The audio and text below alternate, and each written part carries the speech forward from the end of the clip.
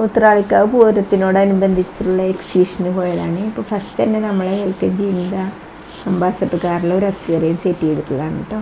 അത് കാണാൻ നല്ല മനോഹരമായിട്ടുണ്ടായിരുന്നു. എല്ലാ വർഷവും നമ്മളിതുപോലെ പോവാറുണ്ട് കേട്ടോ. കാരണം മക്കൾക്കൊരു രസമല്ലേ, ഇത്ര അടുത്ത് ഇങ്ങനെ വരുമ്പോൾ പിന്നെ നമുക്ക് പോയി കാണണമല്ലോ.